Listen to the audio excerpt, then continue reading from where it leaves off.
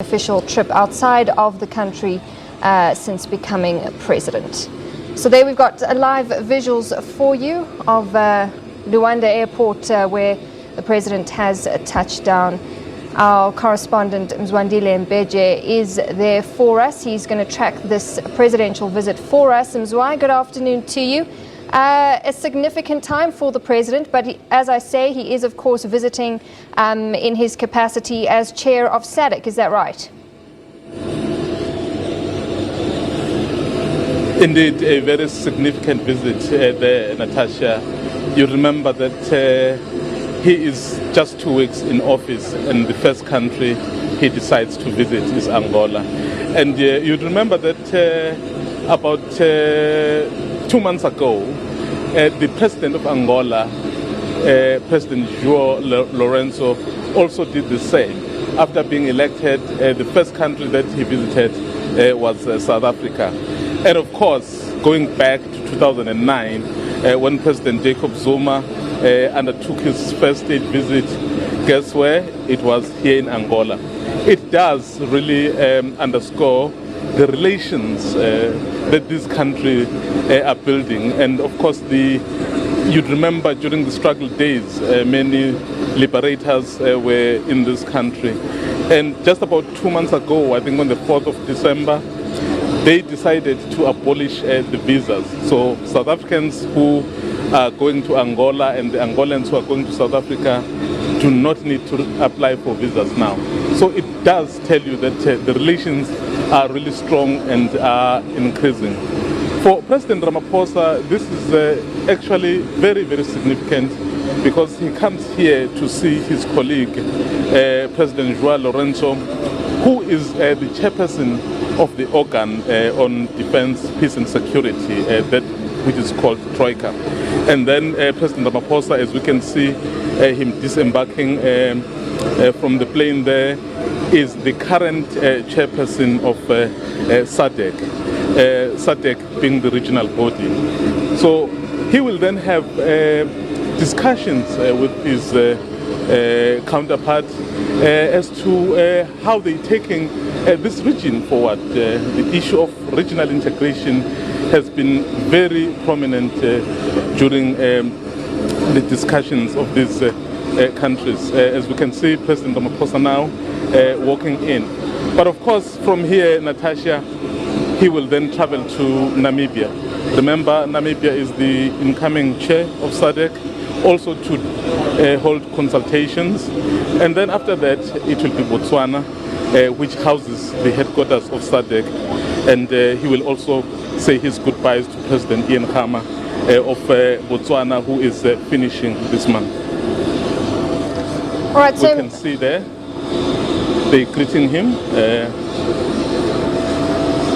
Yes, Natasha?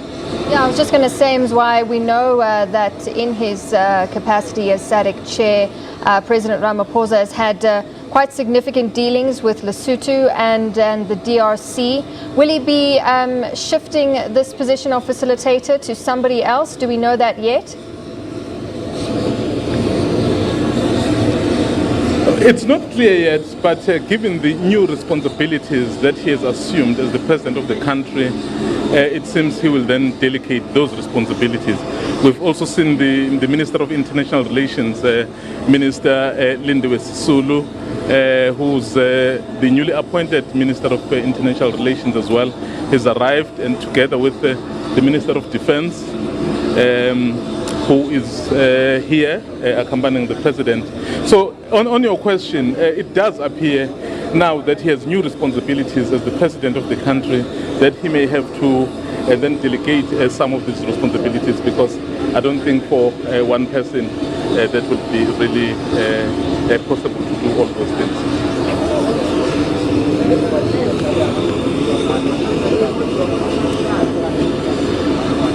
As we see the guard of honor there, and the president has just walked in.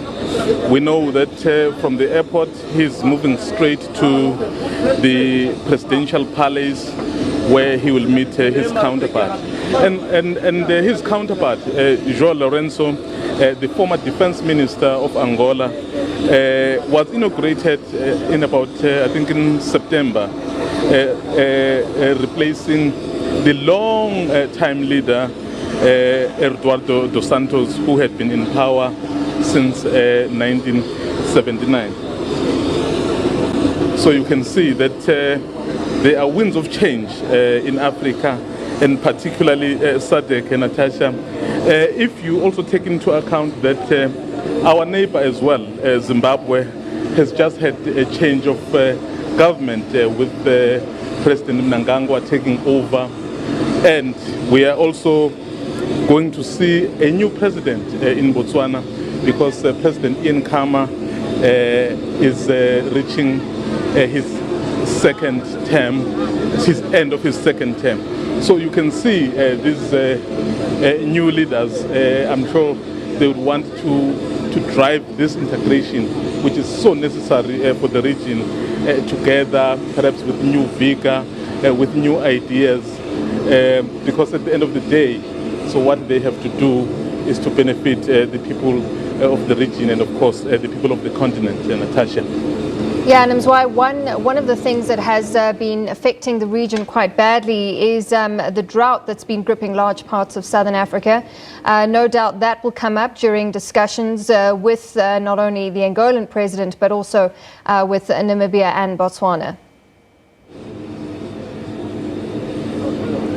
Indeed, we expect those kinds of discussions.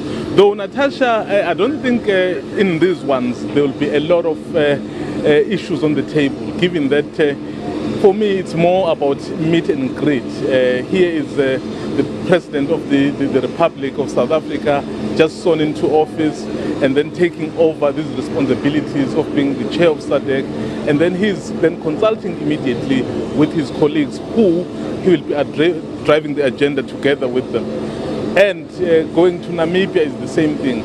And then, of course, Botswana will be the same thing.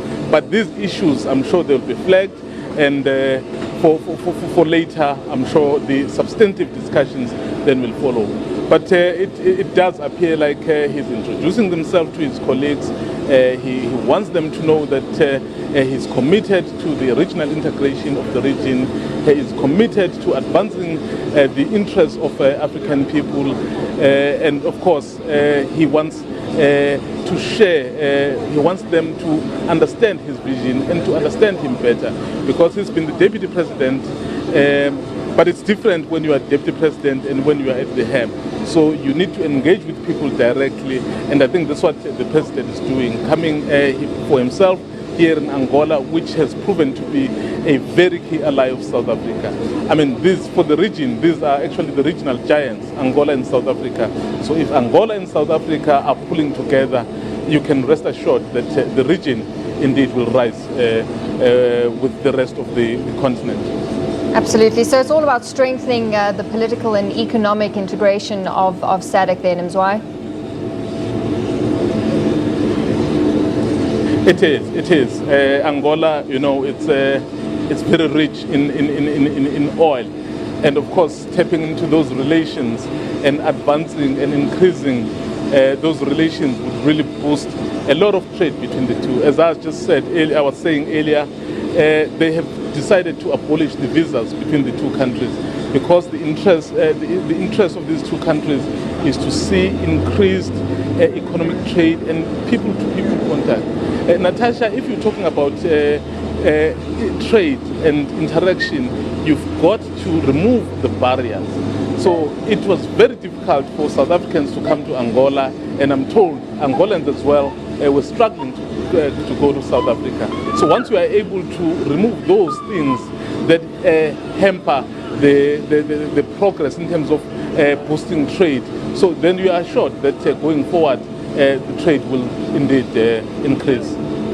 All right, Mzwai, thanks so much. We'll leave it there for now. We'll let you get on your way, track that presidential arrival party that I'm sure will be making its way to President Ramaphosa's counterpart's official residence, João Lourenço, in Angola, where the president is visiting in his official capacity as SADC chair. But of course, as Mzwai was saying, a significant visit, as it is his first visit outside of the country as president of South Africa. And he'll be in Angola and Namibia today and Botswana tomorrow.